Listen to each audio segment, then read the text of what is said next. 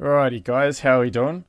I'm just doing this video on chopping up vocal samples and being able to play them on your keyboard, I guess, like as if it was an instrument, basically. So just playing the different samples on different notes. I'm obviously using Logic. As far as I guess using Ableton or anything else, the process should be pretty much the same.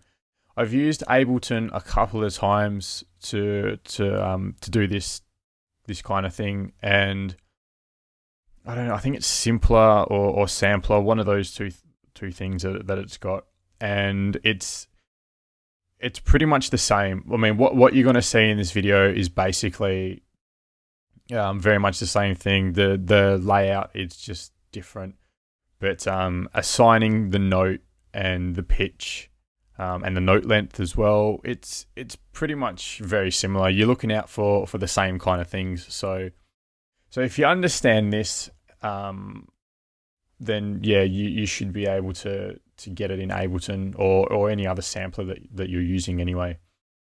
So I'll try and make this as quick and hopefully not boring as possible. But I want to be able to, well, hopefully that it'll make sense above everything else. All right, so what I've got here is I've got the vocals for Faded. I've just opened up this project and seen that, well, these vocals are pretty crystal clear. So I thought I'll just use these ones and I'll make the video from this. So as you can see, I've chopped them all up into sections that I want. So I'll play that.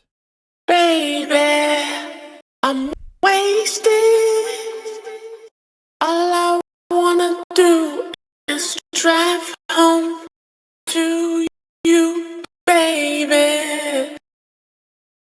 So they're the bits that I want to use. I mean, you can use any kind of sections that you want. You can reverse the audio or anything that you like.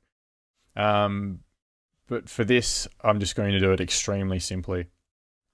So in Logic, you open up your EXS24, which is the sampler. So the little plus button there, everything's in the way here. The plus button, software instrument, create. Move that to the side there. Ins and out. Go down to, just here. EX24 sampler, and I'm opening it in stereo. So you just click stereo and that will open up. Get rid of that. And then you're basically going to have this looking here. To get this window here, you click on edit. That'll bring this up and it will be blank.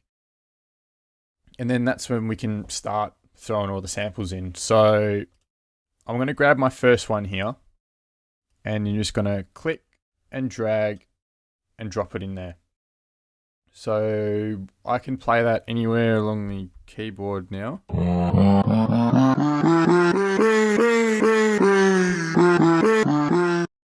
Alright, so I've got that in there. It's been sampled, ready to go. Well, sort of ready to go if that's what you want. But yeah. So what we're going to do is we're going to keep the pitch on that at C3, but I'm going to put it at C1. Actually, no, I think I'm going to put this to C1 as well. Baby. Yeah. And I'm going to put that at C1 too. So the pitch for this, so basically if I was to move that to C2, it's going to see the pitch an octave lower. So you're going to get this technically an octave higher. So you got like chipmunk spec vocals, which is cool. But, if that's not what you want, then you don't want that. So down here, these kind of like MIDI blocks. So you can stretch them out down here and move them around to different notes. So I'm going to put them down there.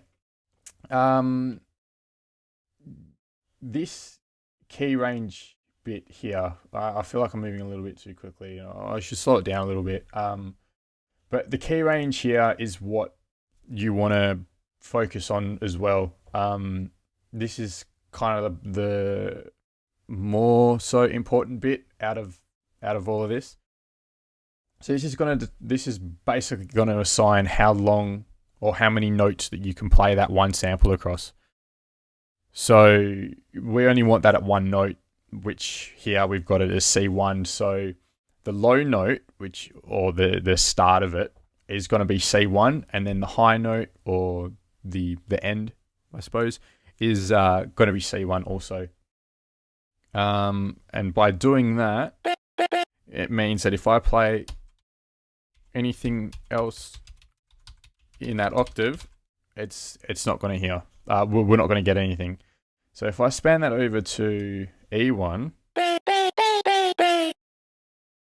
we get those three notes, and then if I go F and beyond, we get nothing. So to change that, you can come down there and click and drag it that way. You can click on your high note here, and you can click and hold and drag down, drag up, drag down. Or like you saw before, I can double click on that and then punch in my own values. Just a couple of other ways to be able to do that. So if I do the same thing with this sample, again, I'm going to put that at D1. So, well, the pitch at D1, because I want my note to start at D1. Baby, so we've got those two samples pretty much ready to go. Now, you just kind of repeat that process like such. Baby, I'm wasted. So yeah, I was in the process of doing this video without this all being prepared. It got extremely boring. Just sort of repeating the whole thing for 12 samples. So I thought I'd prepare it and then, walk you through what I've done anyways. So hopefully that part makes sense. That's really all that there is to this bit. I don't worry about any of the playback options or the mixer options and stuff like that. I just, as long as the key or the pitch is assigned to the key where it's going to sound right, then, oops, get rid of those. Then you pretty much got everything ready to go. So if I go to the one I prepared earlier, this is basically how all my samples are now. Baby, I'm wasted. All I wanna do is drive home to you, baby. So that's pretty much it. That's all you really need to do, really. Then it's just sort of being as creative as you want about it, and just putting the notes in or playing the notes in ways that you want to play. The only thing I've done here was when you open up ESX, it's automatically assigned to poly. So you can basically, play multiple notes, play chords with it and stuff. I just clicked it over to mono. So I'm able to put on a glide. So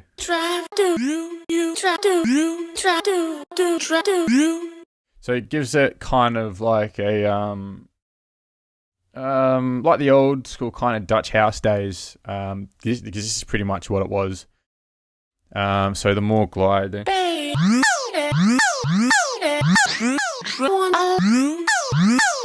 Yeah, the more glide you put on, the fancier it's going to get, and yeah, the more fun you can kind of have with it, I suppose. I'm not going to go into too much of, what ESX does. You can trigger things off in here or assign things off in here. The filter, it's extremely kind of simple. You just switch it on, put it on fat because everything sounds better when it's fat and dirty. The drive up just for fun. Drive you to this track, you try on this track to try you try this one, baby. Yeah, just like it's cool to just, I don't know, play around with it, kind of, yeah, do whatever it is that you might want to do. You can throw on a side chain as well, which, you know, I've got one here.